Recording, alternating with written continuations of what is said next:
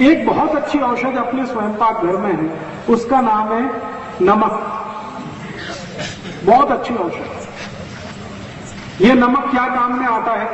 जिसको भी blood pressure कम हो गया हो, लो बीपी, उसकी सबसे अच्छी औषध है नमक। क्या करना है? इसको पानी में मिला के पीना।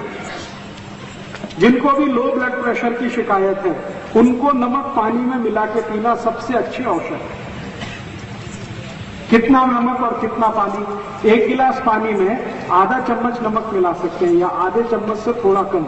उतना अगर नियमित रूप से पिएंगे तो लो ब्लड प्रेशर की बीमारी बिल्कुल ठीक कर देता है।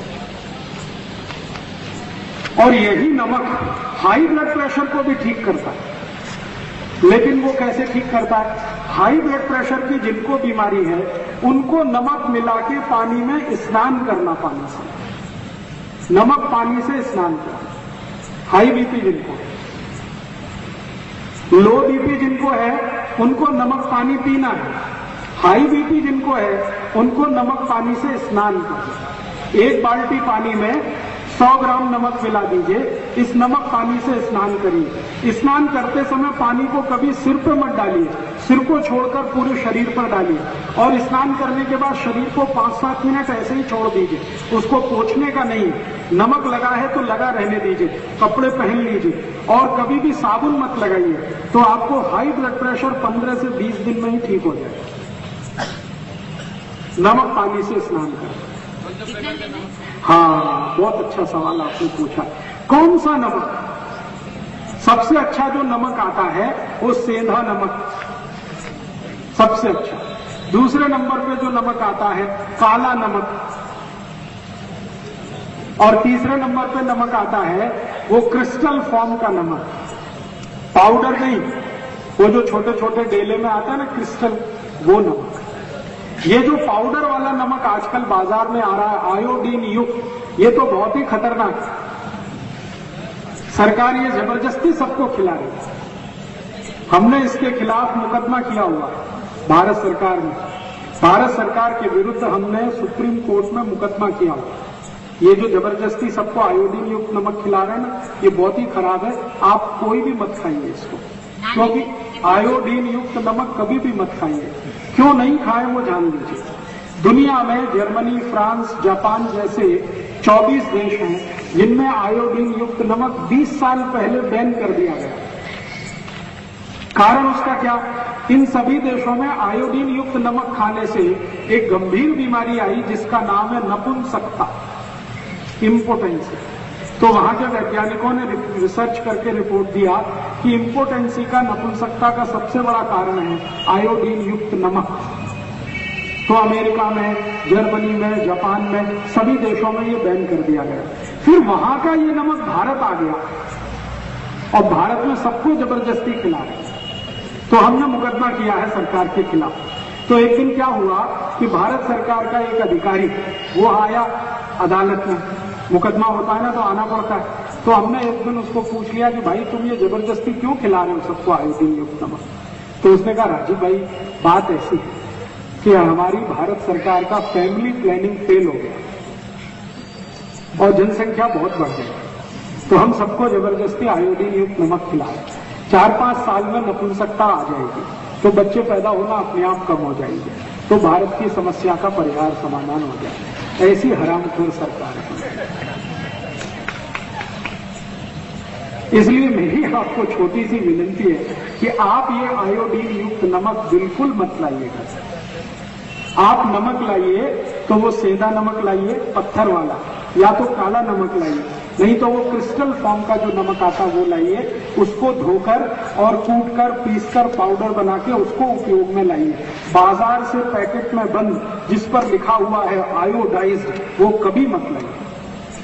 और मैं आपको एक माहिती देता हूं कि आप बोलेंगे कि घेंगा रोग हो जाएगा, ग्वाइटर हो जाएगा, कभी नहीं होता। मैंने आज तक आयोडीन युक्त नमक नहीं खाया, मुझे घेंगा नहीं है। मेरे परिवार में किसी ने नहीं खाया, किसी को नहीं। क्यों नहीं होता घेंगा? मैं आपको बताता हूं। आयोडीन की जरूरत जितनी हमारे शरीर को है उतनी आयोडीन सभी दालों में होती है। ये जो तूर की दाल है, मूंग की दाल है, मसूर की दाल है, उड़द की दाल है, सभी में आयोडीन है। हल्दी में भी है। हरे पत्ते की सभी सब्जियों में आयोडीन है। गाजर में आयोडीन है, मूली में आयोडीन है, बटाटा में आयोडीन है। जमीन के अंदर से जितनी सब्जियां निकलती है सभी में आयोडीन है। शेंगदाने में तो सबसे ज्यादा आयोडीन है। इसलिए जीवन में जो भी हम भोजन कर रहे हैं ज्यादातर भोज्य पदार्थों में आयोडीन है। फिर बाहर से आयोडीन देने की कोई गरज और जरूरत नहीं है। ये जबरदस्ती सरकार ने अभियान चला रखा है और इस अभियान के पीछे दो उद्देश्य हैं। एक तो भारत में बड़े पैमाने पर लोगों में नपुंसकता लाना ताकि लोक संख्या कम हो। दूसरा उद्देश्य ये है कि 15 पैसे किलो के नमक को 7 रुपए किलो बिकवाना। जो सादा नमक है वो 15 पैसे किलो आता है, लेकिन उसको 7 रुपए किलो सरकार ने बना दिया ये आयोडीन युक्त नमक के नाम पर। और आपकी जेब लूट रहे हैं वो, आप खुशी से लुटवा रहे हैं क्योंकि आपको माहिती नहीं है। आपको ये माहिती नहीं है कि आयोडीन तो सभी भोजन पदार्थों में है। हरे पत्ते की सभी सब्जियों में आयोडीन है, सभी दालों में आयोडीन है, जमीन के नीचे से जो भी सब्जी निकलती है सभी में आयोडीन है। बिना आयोडीन का दुनिया में कुछ होता ही नहीं है। तो इसलिए अतिरिक्त आयोडीन की शरीर को कोई गरज और जरूरत नहीं है। लेकिन अगर अतिरिक्त आयोडीन शरीर में आ जाए तो नपुंसकता आ जाती है, ये पक्का है। इसलिए आप अपने जीवन को सुरक्षित रखना चाहते हैं तो आयोडीन युक्त नमक बिल्कुल बंद कर दीजिए। सादा नमक लाइए, वही खिलाइए।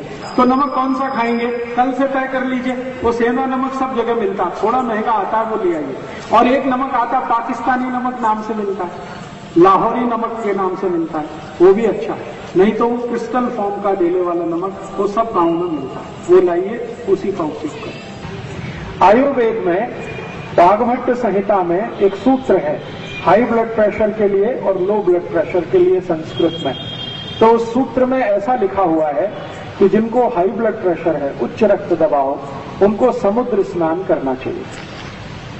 अब 40 गांव में समुद्र कहां से आएगा स्नान करने के लिए? तो इसलिए मैंने आपको सरल करके बता दिया कि आप पानी को जब स्नान कर रहे हैं तो उसमें नमक मिला दीजिए, समुद्र तैयार हो गया। समुद्र का माने है नमक का पानी, तो बाल्टी का पानी है उसमें नमक मिला दीजिए, समुद्र तैयार हो गया। इस पानी से स्नान करिए। तो ये हाई ब्लड प्रेशर की सबसे अचूक, सबसे सरल, सबसे अच्छी दवा है। हाई ब्लड प्रेशर के किसी भी मरीज को नमक मत खिलाइए, नमक के पानी का स्नान कराइए। और लो ब्लड प्रेशर के किसी भी मरीज को नमक खिलाइए ज्यादा से ज्यादा। कम से कम आप महीने भर तो नहा ही सकते हैं, बीच में 5-7 दिन ब्रेक करके फिर महीने भर नहा सकते हैं। ब्रेक कर करके 3 बार 1-1 महीने नहा सकते हैं।